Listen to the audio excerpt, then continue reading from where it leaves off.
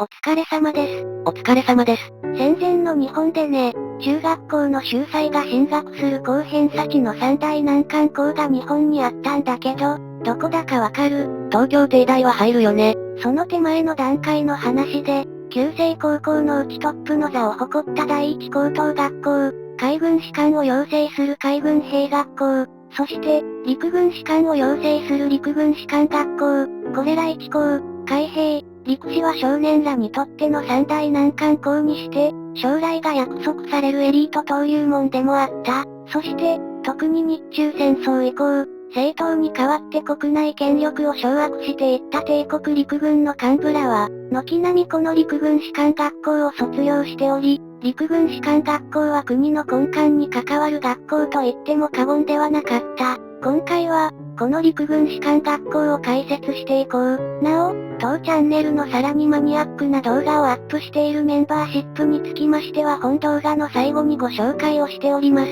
陸軍士官学校は帝国陸軍の将校となるべきものを養成する軍学校であり、帝国陸軍の誕生から幾多の変遷を経ているが、まずは難関校の一角たる陸軍士官学校の受験に関する解説をしていこう。陸軍士官学校の黎明期では、身体検査に加わる学力検査として文章の読み方や書き方などが課せられる一方、数学や外国語が課せられないという牧歌的な時期もあったが、文部省系の中学校の発達に伴って、次第に受験科目は増加していった。文部省系の中学校の発達に伴うってどういうこと？陸軍士官学校は陸軍幼年学校から上がってくるいわば内部進学組と、一般の中学校から選抜を経て入ってくる受験組の2派がいた。非常に仲が悪かったという。時期によっては両グループで殴り合いもあったらしいね。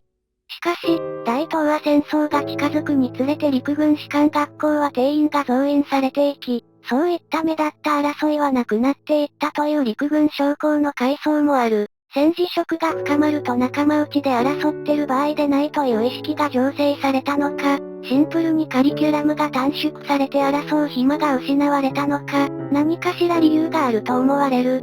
ちなみにだが、定員が増えるとそれに反比例して陸士内での先輩から後輩に対する鉄拳制裁は減っていったそうだ。殴る対象が増えすぎて逆に殴る回数が減ったか。文部省系の中学校の発達、すなわち教育カリキュラムの充実により、それら中学生からの受験組を選抜する陸軍士官学校としても、中学生の教育カリキュラムに対応した受験制度を整えていったので、科目数は自然と増えていった次第だ。例えば、陸軍士官学校が6ヶ月の体付勤務という現場教育カリキュラムを導入した時期の受験科目は、数学、漢文、地理学、作文、物理、科学、歴史、外国語など多岐にわたる。陸士の受験者は陸士だけを目指して受験勉強したの。そういう人もいたかもしれないが、陸軍将校になるための陸軍士官学校、海軍将校になるための海軍兵学校、帝大に通ずる高等学校をすべて併願して受験する中学生も相当数いたようだ。中には、これら三大難関をすべて併願受験して、陸士に合格したが、第一高等学校の合否発表の前に陸士の入学期限が来てしまったので、高等学校の合否発表を見る前に陸士入学を決めた少年もいたらしい。それは陸士が優秀な学生を囲い込むためにあえて入学期限を高等学校の合否発表の前に設定をしたのではないだろうか。第一高等学校は安定して人気のある学校だったが、陸軍士官学校や海軍兵学校は、大正デモクラシーの時期などには人気が低迷して、中学校によっては、一橋大学の前身である東京商科大学よりも陸士や海兵を下位に位置づける中学校もあったらしい。陸軍幼年学校と陸軍士官学校は何が違うの？まず陸軍士官学校は、内部進学組である陸軍幼年学校出身者と、一般中学からの受験組から構成される。陸軍幼年学校は中学生相当の少年らを受け入れて教育する軍学校であり、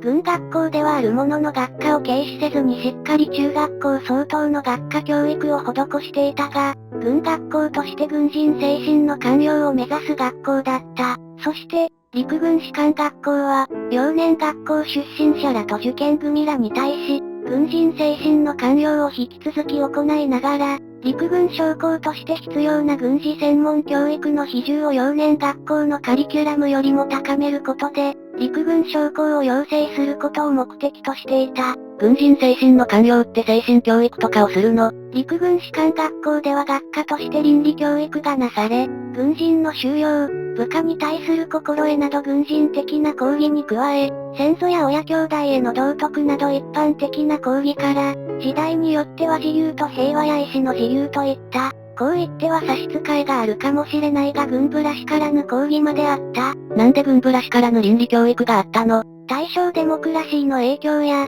軍隊内や社会で生じる実際上の問題に対する批判的能力を得させることで、問題解決できる将校の養成を図ったのではないかという指摘がある。歴史教育も軍人精神の官僚に使えそうだよね。その点は意外なところがあって、もちろん時代の影響もあるものの、陸軍士官学校は国史教育に関しては史実を重視した客観的な国史教育を意識しており、精神教育とは一線を画する国史の講義を目指していた時期があった。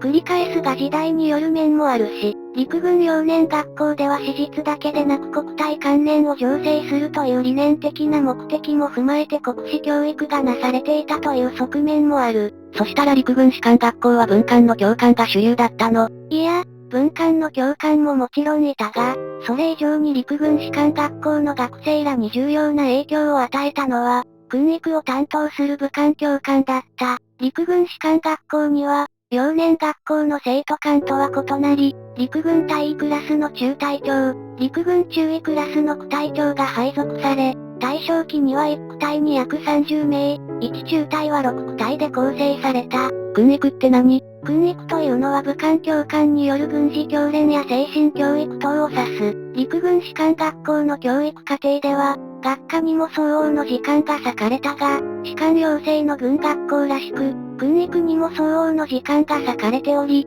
訓育には学科と術科が存在したが、術科の比重が大きかった。術科って何をするの？入校から一定期間は都市体操や機械体操などの体操科目を集中的に教育され、やがて射撃演習などの軍事訓練が加わっていくという流れだった。武道はやらないの？軍刀術や柔道は常にカリキュラムに組まれ、馬術教育もなされた。ある陸軍士官学校出身の将校の回想によれば、陸士の馬術教育は、女子校だったか女子大の建物から見下ろせる馬術訓練場で実施されるんだが、馬術が初めてだったり、気性の荒い馬に当たってしまうと、士官候補生はとにかく落馬するらしく、隣の建物から見下ろす女子学生にケラケラ笑われたのが嫌な思い出だという回想を文献で読んだことがある。通勤に馬を使う将校もいたらしいから、乗馬は必須だったのかもしれないね。ちなみに、武官教官による運動系の授業は想像しやすいんだけど、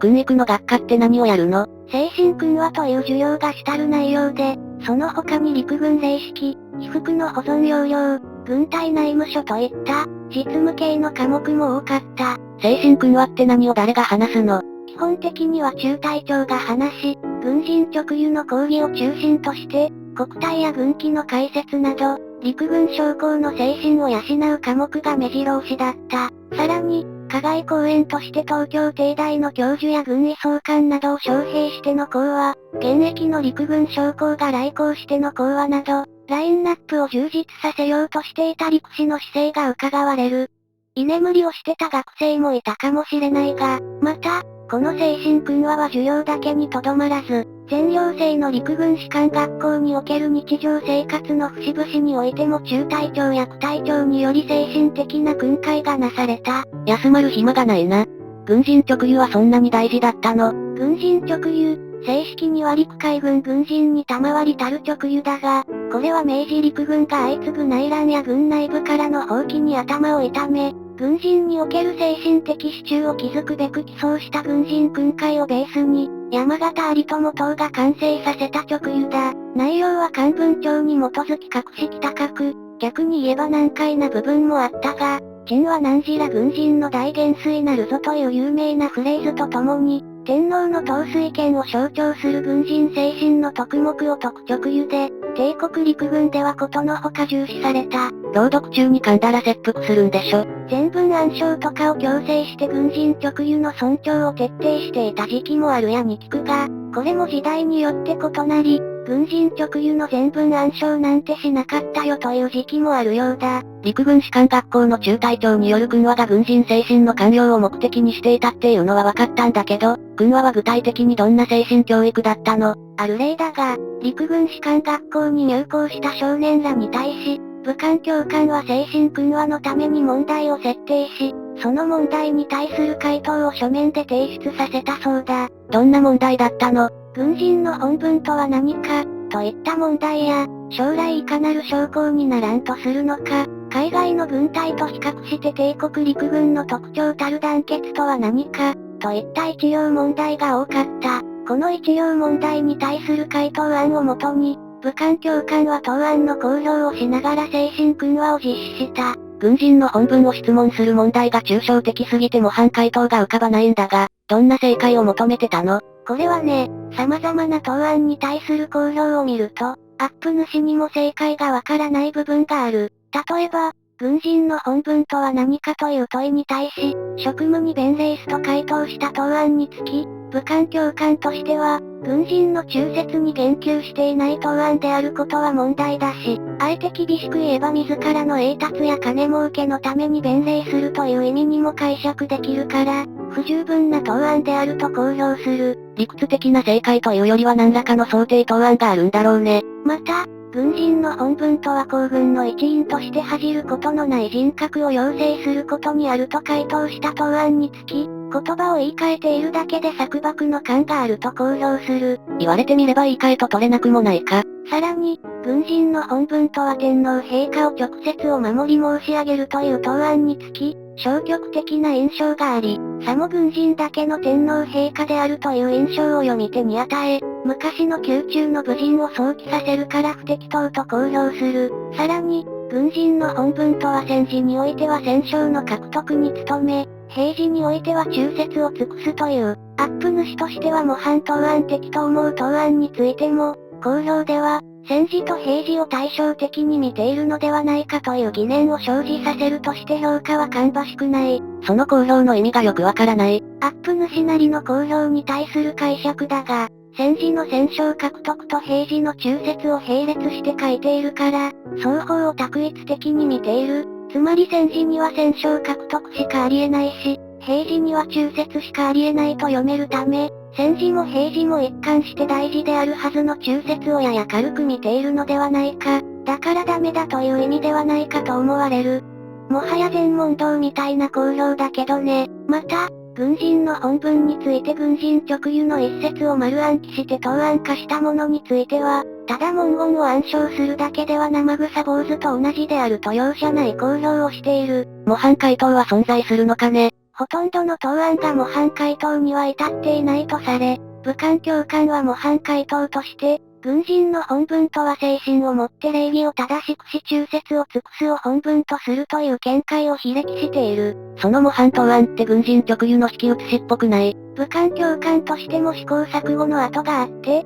最重要なのは軍人直輸であり、精神訓話で叩き込むべき要素は軍人直輸に尽きていたとしても、文言だけを機械的に暗記しても士官候補生の血肉にはならないから、軍人直輸から離れてはいけないが自己解釈の観点も入れるという難題を突き詰めた結果、この武官教官においては、軍人直輸の文章ではなく単語を各所に散りばめた模範答案が出来上がったのだと思われる。しかし、陸軍士官学校では、こういったやや押し付け感のある精神訓話ばかりではなく、士官候補生らにしっかりと熟慮させることで自発的な意識形成を促そうとする精神訓話を試みる武官教官も存在した。どんな問題で自発的な意識形成を促すの？想定を与えた。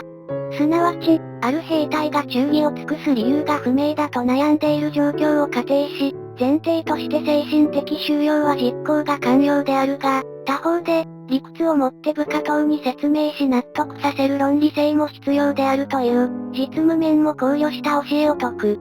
そして、論理性をもって部下等に説明し納得させるためには、説明をする将校自身が、自己との関わりにおいて自発的に収容した忠義が必要だとする。哲学的になってきたな。この武官教官としては、外圧的に押し付けられる忠義ではなく、陸軍将校自ら咀嚼して自らのものとした忠義というものがあって初めて、部下等に忠義を説くことができる、と言いたかったのではないだろうか。でもそういう自発的な個人主義的な発想を植え付けてしまうと、国軍たる陸軍の将校としてはマイナスではなかったのかな。この武官教官はその点につき工夫していて、自己というのは家族なしではありえない存在であり、そして家族というのは民族や国家の歴史的な連続性の中に位置づけられていて、結局、日本という国自体が皇室を中心とした大きな家族的共同体であり、自己を突き詰めることはすなわち、国家なくして自己はなしという構造となるので、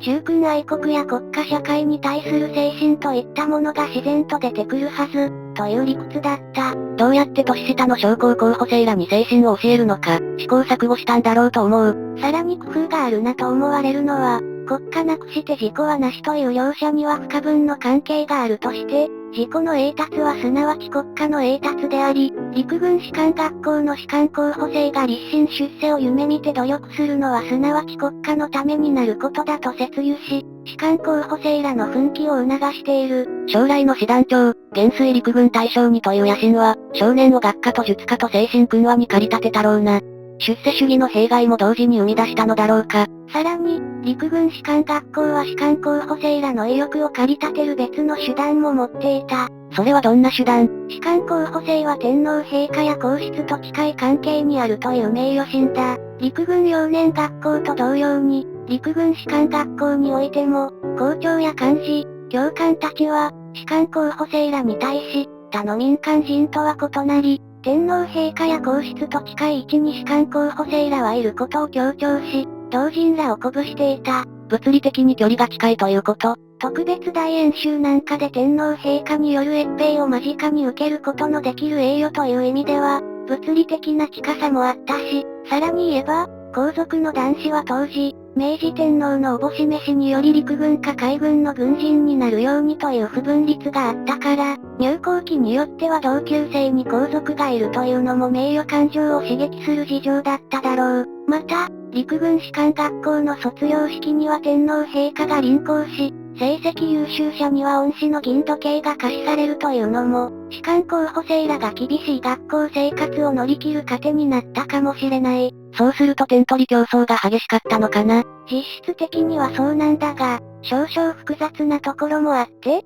中学からの受験組として陸軍士官学校に入学したある将校の回想によれば、試験勉強に精を出していると、陸軍幼年学校からの内部進学組から不忠者だと批判されるので難しい身の振り方を迫られたが、陸軍幼年学校からの内部進学組も実はちゃっかり裏で勉強しており、点取り競争に参戦していたそうだ。同期同士でガリ勉は嫌われるので大っぴらに点取り競争はしないが、内実はこっそりとかつ激しく点取り競争が展開されるという、矛盾した環境にあった。しかし、この点取り競争を勝ち抜いて陸軍士官学校を卒業し、かつ、陸軍士官学校よりさらに重要な陸軍大学校を優等で卒業した軍頭組こそが、帝国陸軍の中枢を占めることとなった。さて、陸軍士官学校の解説をしてきたが、大日本帝国陸軍の軍人を中心にした本チャンネルのメンバーシップのご紹介です。